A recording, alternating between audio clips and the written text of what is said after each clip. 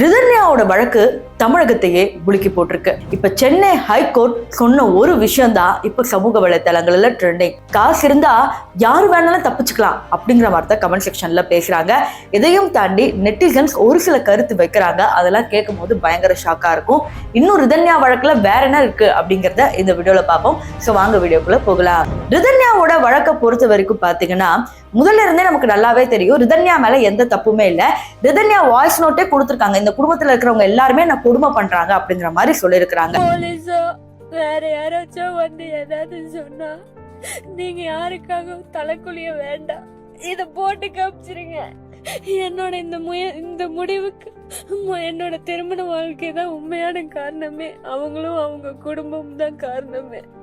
போதும், உடல் ரீதியாவும் டார்ச்சர் அனுபவிச்சுட்டு மன ரீதியாவும் டார்ச்சர் அனுபவிச்சுட்டு எனக்கு இது வேண்டாம் இந்த லைஃப். என்னோட இந்த முடிவுக்கு கவினும் ஈஸ்வரமூர்த்தியும் சித்ரா தேவியும் தான் காரணம். என் கல்யாண வாழ்க்கைய மோசமா போயிருச்சு. என்ன மன்னிச்சிருங்கப்பா, என்ன மன்னிச்சிருங்கம்மா. ஆனா இவ்வளவு வாய்ஸ் நோட், இவ்வளவு ஆதாரங்கள் இருந்தும் என்ன பண்ணிருக்காங்கன்னா நீதிமன்றம் முதல்ல இருந்தே வந்து பாத்தீங்கன்னா ரிதன்யா ஒரு தற்கொலை தாட்ஸ்ல இருந்திருக்காங்க அப்படிங்கிற மாதிரி அங்க இருக்கிற லாயர்ஸே வந்து சித்தரிச்சு கொடுத்துருக்காங்க.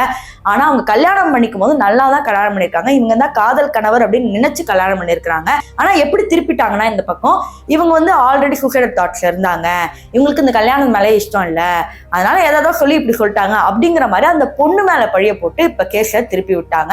இன்னும் ஒரு சில பேர் என்ன கேக்குறாங்கன்னா, பெண்களே உங்களுக்கு என்ன நடந்தாலும் பரவாயில்ல, தயவு செஞ்சு தற்கொலை மட்டும் பண்ணிக்காதீங்க. நீங்க எவ்வளவு பெரிய ஆளா இருந்தாலும் நீங்க தற்கொலை பண்ணிட்டீங்கன்னா இங்க நீதிமன்றத்துல நீதியே கிடைக்காது. இங்க நாயோட இஷ்யூல இவ்வளவு பேர் நாயை பத்தி பேசுறவங்க இதை பத்தி ஒருத்தவங்க கூட பேச மாட்டேங்கிறாங்களே அப்படிங்கிற மாதிரிலாம் இந்த பக்கமும் ஒரு விஷயம் வந்து போயிட்டு இருக்கு. இப்ப இவங்களுக்கு நிபந்தனை ஜாமீன் கொடுத்திருக்காங்க பாத்தீங்களா, கவினோட அப்பா அம்மாக்கு. இவங்க வந்து அவினாசி போலீஸ் ஸ்டேஷன்ல காலையிலயும் ஈவினிங்கும் சைன் போடணும், அவ்வளவுதான் அப்படிங்கிற மாதிரி சொல்லியிருக்காங்க. பாஸ்போர்ட்டை வாங்கியிருக்காங்க. இந்த ஊர்ல இருந்து வெளியே போகணும்னா பெர்மிஷன் கேட்கணும் அப்படிங்கிற மாதிரி நிறைய விஷயங்கள் சொல்லியிருக்காங்க. ஆனா இது இவ்வளவும் பாத்தீங்கன்னா ரிதன்யா வழக்கோட நீதியா அப்படின்னு கேட்டீங்கன்னா கண்டிப்பா கிடையாது. கிட்டத்தட்ட 1 lakh மட்டும் தான் ஃபைன் போட்டிருக்காங்க. ஆனா உண்மை என்னன்னா ரிதன்யாவை கல்யாணம் பண்ணிக்கும் போது கிட்டத்தட்ட 300 சவரன் நகை போட்டிருக்காங்க. 65 லட்சத்துக்கு வந்து கார் வாங்கி கொடுத்திருக்காங்க. இவ்வளவு பண்ணி அது திருப்பி மீட்டாவது கொடுக்கலாம். ஆனா இதை பத்தி எதுவுமே பெருசா பேசாம அந்த பொண்ணு சூசைடல் தாட்ஸ்ல ஆல்ரெடி இருந்தது அப்படிங்கிற மாதிரி கேஸை முடிக்க பாக்குறாங்க. சோ இதெல்லாம் பார்க்கும்போது உங்களுக்கு எப்படி இருக்கு அப்படிங்கறத கமெண்ட் செக்ஷன்ல சொல்லுங்க.